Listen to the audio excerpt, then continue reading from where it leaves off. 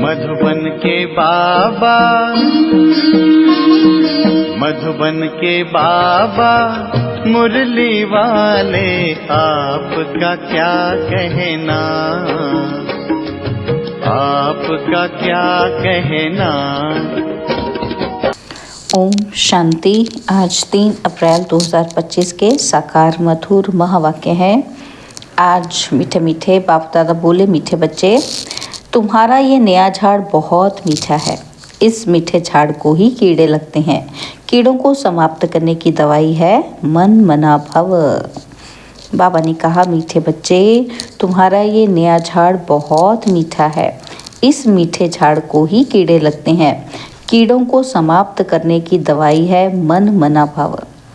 बाबा ने आज प्रश्न पूछा कि पास विद ऑनर होने वाले स्टूडेंट की निशानी क्या होगी। तो उत्तर में बाबा कहते, वह सिर्फ एक सब्जेक्ट में नहीं, लेकिन सभी सब्जेक्ट पर पूरा पूरा ध्यान देंगे। स्थूल सर्विस की भी सब्जेक्ट अच्छी है, बहुतों को सुख मिलता है, इससे भी मार्क्स जमा होती है, लेकिन साथ साथ ज्ञान भी चाहिए तो चलन भी चाहिए। दैवी गुणों पर पूरा अटेंशन हो, ज्ञान योग पूरा हो, तब पास विद ऑनर हो सकेंगे। मुरली का गीत है, ना वह हमसे जुदा होंगे। ओम शांति। बच्चों ने क्या सुना और बच्चों की दिल किससे लगी हुई है? गाइड से। और गाइड क्या क्या दिखलाते हैं? स्वर्ग में जाने का गेट दिखलाते हैं। बच्चों को नाम भी दिया है, गेटवे टू हेवन। स्वर्ग का फाटक कब खुलता है? अभी तो हेल है ना, तो हेवन का फाटक कौन खोलते हैं और कब? यह तुम बच्चे ही जानते हो। तुमको सदैव खुशी रहती है। हेवन में जाने के लिए रास्ता तुम जानते हो। मेले प्रदर्शनी द्वारा तुम ये दिखलाते हो कि मनुष्य स्वर्ग के द्वार कैसे जा सकते हैं। चित्र तो तुमने बहुत बनाए हैं। बाबा पूछते हैं कि इन सब चित्रों में कौन सा ऐसा चित्र है जिससे हम सबको समझा सकें कि ये है स्वर्ग में जाने का गेट। गोले माना सृष्टि चक्र के चित्र में स्वर्ग जाने का गेट सिद्ध होता है। यही राइट है। ऊपर में उस तरफ है नरक का गेट और उस तरफ है स्वर्ग का गेट। बिल्कुल क्लियर है।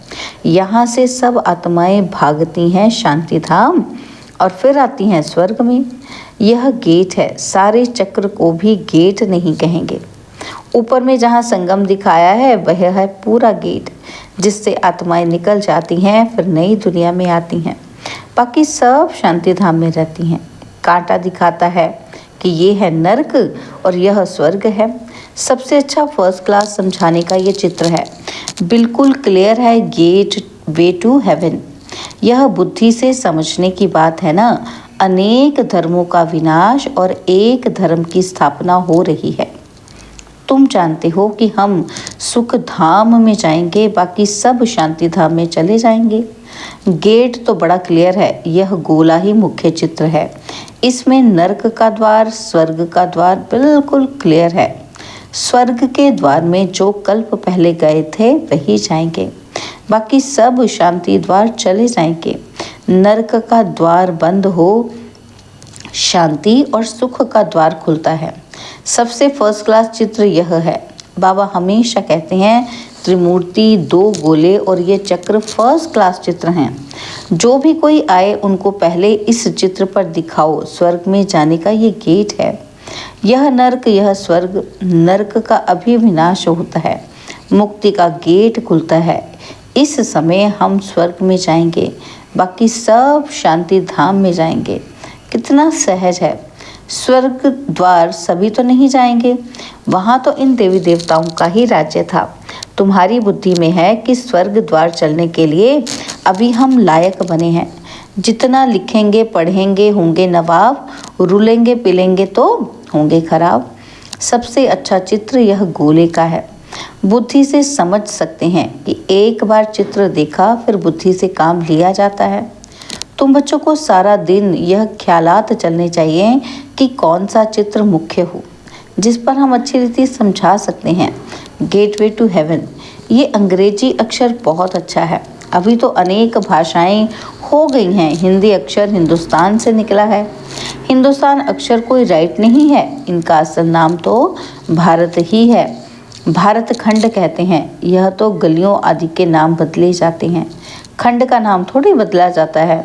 महाभारत अक्षर है ना, तो सब में भारत ही याद आता है। गाते भी हैं कि भारत हमारा देश है। हिंदू धर्म कहने से भाषा भी हिंदी कर दी है। ये है अनराइटियस। सतयुग में सच ही सच, बाबा कहते हैं सतयुग में था सच ही सच, सच पहनना, सच खाना, सच बोलना, और यहाँ सब झूठ हो गया है। तो ये गेटवे टू हेवन अक्षर बहुत अच्छा है। चलो हम आपको स्वर्ग जाने का गेट बताएं। कितनी भाषाएं हो गई हैं, तुम बच्चों को सदगति की श्रेष्ठ मत देते हैं। बाप की मत के लिए गायन है और उनकी गत मत न्यारी। तुम बच्चों को कितनी सहज मतें देते हैं। भगवान की श्रीमत पर ही तुमको चलना है। डॉक्टर की मत पर डॉक्टर बनेंगे, भगवान की मत पर भगवान भगवती बनना होता है ही भगवानुवाच। इसलिए बाबा ने कहा था पहले तो ये सिद्ध करो भगवान किसको कहा जाता है। स्वर्ग के मालिक जरूर भगवान भगवती ही ठहरे। ब्रह्म में तो कुछ है नहीं, स्वर्ग भी यहाँ नर्क भी यहाँ होता है। स्वर्ग नर्क दोनों बिल्कुल न्यारे हैं। मनुष्य की बुद्धि बिल्कुल तमो प्रधान हो गई है, कुछ भी समझते ही नहीं है। सत्युग को लाखों वर्ष दे दिया है, कलयुग के लिए कहते हैं 40,000 वर्ष पड़े हैं। बिल्कुल ही घोर अंधियारे में है। अभी तुम बच्चे जानते हो बाप हमको हेवन ले जाने के लिए ऐसा गुणवान बनाते हैं। मुख्य फुरना ही ये रखना है कि हम सतो प्रधान कैसे बने। बाप ने बताया है मामेकम याद करो, चलते फिरते काम करते बुद्धि में ये याद रहे। आशिक माशूक भी कर्म तो करते हैं ना, भक्ति में भी कर्म तो करते हैं ना, बुद्धि में उनकी याद रहती है। याद करने के लिए माला फेरते हैं। बाप भी घड़ी घड़ी कहते हैं कि मुझ बाप को याद करो। सर्वव्यापी कह देते तो फिर याद किसको करेंगे। बाप समझाते हैं कि तुम कितने नास्तिक बन गए हो, बाप को ही नहीं जानते हो।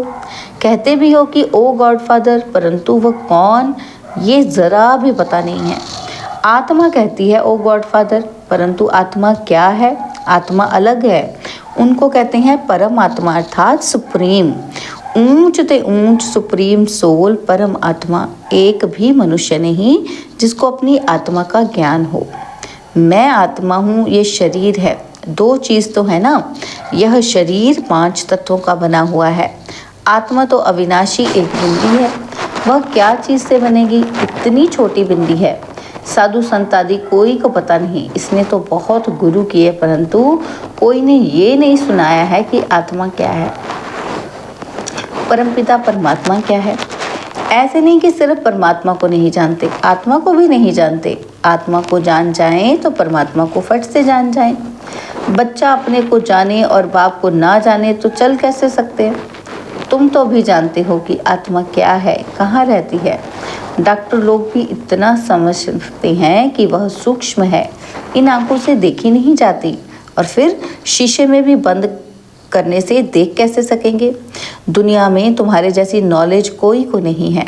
तुम जानते हो कि आत्मा बिंदी है, परमात्मा भी बिंदी है। बाकी हम आत्माएं पतित से पावन, पावन से पतित बनती हैं।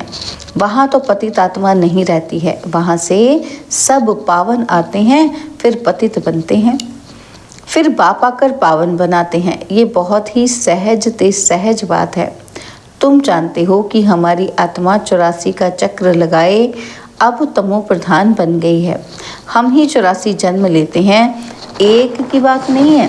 बाप कहते हैं मैं समझाता इनको हूँ, सुनते तुम हो। मैंने इनमें प्रवेश किया है, इनको सुनाता हूँ, तुम सुन लेते हो। यह है रथ। तो बाबा ने समझाया है कि नाम रखना चाहिए कि गेटवे टू हेवन, परंतु इसमें भी समझाना पड़े कि सतयुग में जो देवी देवता धर्म था वो अब प्राय लोप है, कोई को पता नहीं है। क्रिश्चियन भी पहले सतो प्रधान थे, फिर पुनर्जन्म लेते लेते तमो प्रधान बनते हैं। झाड़ भी पुराना होता है। यह वैरायटी धर्मों का झाड़ है। झाड़ के हिसाब से और सब धर्म वाले आते ही पीछे हैं। यह ड्रामा बना बनाया है। ऐसे थोड़े कोई को टर्न मिल जाएगा सतयुग में आने का। नहीं, यह तो अनादि खेल बना हुआ है। सतयुग में एक ही आदि सनातन प्राचीन देवी देवता धर्म था। अब तुम बच्चों की बुद्धि में है कि हम स्वर्ग में जा रहे हैं। आत्मा कहती है हम तमो प्रधान हैं तो घर कैसे जाएंगे, स्वर्ग में कैसे जाएंगे। उसके लिए सत्व प्रधान बनने की युक्ति भी बाप ने बताई है। बाप कहते हैं मुझे ही पतित पावन कहते हैं। अपने को आत्मा समझ बाप को याद करो। भगवानुवाच लिखा हुआ है तो ये भी सब कहते रहते हैं। क्राइस्ट से इतने वर्ष पहले भारत हेवन था, परंतु कैसे बना फिर कहाँ गया ये कोई नहीं जानते। तुम तो अच्छी रीति जानते हो, आगे ये सब बातें थोड़ी जानते थे। दुनिया में ये भी किसी को पता नहीं था कि आत्मा ही अच्छी व बुरी बनती है। सभी आत्माएं बच्चे हैं, बाप को याद करते हैं। बाप सभी का माशूक है और अभी आशिक है। अभी तुम बच्चे जानते हो कि वह माशूक आया हुआ है, बहुत मीठा माशूक है, नहीं तो सभी उसको याद क्यों करते। कोई भी ऐसा मनुष्य नहीं होगा जिसके मुख से परमात्मा का नाम नहीं निकले। सिर्फ जानते नहीं है, तुम जानते हो कि आत्मा अशरीरी है। आत्माओं की भी पूजा होती है ना। हम जो पूजे थे वह फिर अपनी ही आत्मा को पूजने लगे। हो सकता है आगे जन्म में ब्राह्मण कुल में जन्म लिया हो। श्रीनाथ को भोग लगता है, खाते तो पुजारी लोग हैं। यह सब है भक्ति मार्ग। तुम बच्चों को समझाना है कि स्वर्ग का फाटक खोलने वाला बाप है, परंतु खोले कैसे, समझावे कैसे। भगवानुवाच है तो जरूर शरीर द्वारा वाच होगी ना। आत्मा ही शरीर द्वारा बोलती है, सुनती है। यह बाबा रेजगारी बताते हैं। बीज और झाड़ है, तुम बच्चे जानते हो कि ये नया झाड़ है। आहिस्ते आहिस्ते फिर वृद्धि को पाते हैं। तुम्हारे इस नए झाड़ को कीड़े भी बहुत लगते हैं, क्योंकि ये नया झाड़ बहुत मीठा है। मीठे झाड़ को ही कीड़े आदि कुछ न कुछ लगते हैं, फिर दवाई दे देते हैं। बाप ने भी मनमना भव की दवाई बहुत अच्छी दी है। मनमना भव ना होने से कीड़े खा जाते हैं। कीड़े वाली चीज़ क्या काम आएगी, वो तो फेंकी जाती है। कहाँ ऊंच पद, कहाँ नीच पद, फर्क तो है ना। मीठे बच्चों को समझाते रहते हैं, बहुत मीठे मीठे बनो, कोई से भी लून पानी ना बनो, क्षीर खंड बनो। वहाँ शेर बकरी भी क्षीर खंड रहते हैं, तो बच्चों को भी क्षीर खंड बनना चाहिए। परंतु कोई की तकदीर में ही नहीं है तो तदबीर भी क्या करे। ना पास हो जाते हैं। टीचर तो पढ़ाते हैं तकदीर ऊंच बनाने, टीचर पढ़ाते तो सबको हैं। फ़र्क भी तुम देखते हो। स्टूडेंट क्लास में जान सकते हैं कौन किस सब्जेक्ट में होशियार है। यहाँ भी ऐसे हैं। स्थूल सर्विस की भी सब्जेक्ट तो है ना। जैसे भंडारी है, बहुतों को सुख मिलता है, कितना सब याद करते हैं, ये तो ठीक है। इस सब्जेक्ट से भी मार्क्स मिलती है, लेकिन पास विद ऑनर होने के लिए सिर्फ एक सब्जेक्ट में नहीं, सब सब्जेक्ट में पूरा ध्यान देना है। ज्ञान भी चाहिए, चलन भी ऐसी चाहिए और दैवी गुण भी चाहिए। अटेंशन रखना अच्छा है। भंडारी के पास भी कोई आए तो कहे मनमना भव, शिव बाबा को याद करो तो विकर्म विनाश होंगे और तुम स्वर्ग के मालिक बन जाएंगे। बाप को याद करते औरों को भी परिचय देते रहें। ज्ञान और योग चाहिए, बहुत इजी है। मुख्य बात है ही यह, अंधों की लाठी बनना है।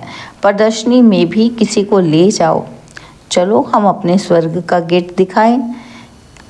तो बाबा कहते हैं ये नर्क है और वह स्वर्ग है। बाप कहते हैं मुझे याद करो, पवित्र बनो तो तुम पवित्र दुनिया के मालिक बन जाएंगे। मन मना भव। हूबहू तुमको गीता सुनाते हैं, इसलिए बाबा ने चित्र बनाया है। गीता का भगवान कौन, स्वर्ग का गेट कौन खोलते हैं, खोलता है शिव बाबा। श्री कृष्ण उस गेट से पार करता है। मुख्य चित्र है ही दो, बाकी तो रेज़गारी है। बच्चों को बहुत मीठा बनना है, प्यार से बात करनी है, मनसा वाचा कर्मणा, सबको सुख देना है। देखो भंडारी सबको खुश करती है तो उसके लिए सौगात भी ले जाते हैं। यह भी सब्जेक्ट है ना, सौगात आकर देते हैं। वह कहती है हम तुमसे क्यों लूं, फिर तुम्हारी याद रहेगी। शिव बाबा के भंडारे से मिलेगा तो हमको शिव बाबा की याद रहेगी। अच्छा, मीठे मीठे सिकिल दे बच्चों प्रति माता पिता बाप दादा का याद प्यार और गुड मॉर्निंग।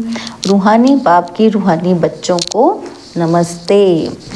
हम रूहानी बच्चों की रूहानी बाप दादाजी को दिलवा जान सिकवा प्रेम से नमस्ते। ओम शांति। प्यारे बाबा, मीठे बाबा, मेरे बाबा, शुक्रिया बाबा, शुक्रिया बाबा, शुक्रिया। धारणा के लिए मुख्य सार है, पहला पॉइंट है अपनी ऊंच तकदीर बनाने के लिए आपस में बहुत बहुत शीरखंड मीठा होकर रहना है। कभी लून पानी नहीं होना है, सभी सब्जेक्ट पर पूरा अटेंशन देना है। और सेकंड पॉइंट है सदगति के लिए बाप की जो श्रेष्ठ मत मिली है उस पर चलना है, सबको श्रेष्ठ मत ही सुनानी है, स्वर्ग में जाने का रास्ता दिखाना है। बाबा ने आज वरदान दिया, हर आत्मा को हिम्मत उल्लास दिलाने वाले रहमदिल विश्व कल्याणकारी भव। हर आत्मा को हिम्मत उल्लास दिलाने वाले रहमदिल विश्व कल्याणकारी भव। कभी भी ब्राह्मण परिवार में किसी कमज़ोर आत्मा को तुम कमज़ोर हो ऐसे नहीं कहना। आप रहमदिल विश्व कल्याणकारी बच्चों के मुख से सदैव हर आत्मा के प्रति शुभ बोल निकलने चाहिए, दिल शिकस्त बनाने वाले नहीं। चाहे कोई कितना भी कमज़ोर हो, उसे इशारा या शिक्षा भी देनी हो तो पहले समर्थ बनाकर फिर शिक्षा दो। पहले धरनी पर हिम्मत और उत्साह का हल चलाओ, फिर बीज डालो तो सहज हर बीज का फल निकलेगा। इससे विश्व कल्याण की सेवा तीव्र हो जाएगी। स्लोगन है, बाप की दुआएं लेते हुए सदा भरपूरता का अनुभव करो। बाप की दुआएं लेते हुए सदा भरपूरता का अनुभव करो। बाबा के आज के अव्यक्त इशारे कंबाइंड रूप की स्मृति से बाबा कहते सदा ही विजयी बनो। सदा हर कर्म करते हुए अपने को कर्मयोगी आत्मा अनुभव करो। कोई भी कर्म करते हुए याद भूल नहीं सकती। कर्म और योग दोनों कंबाइंड हो जाएं। जैसे कोई जुड़ी हुई चीज़ को अलग नहीं कर सकता, ऐसे कर्म योगी बनो। ओम शांति।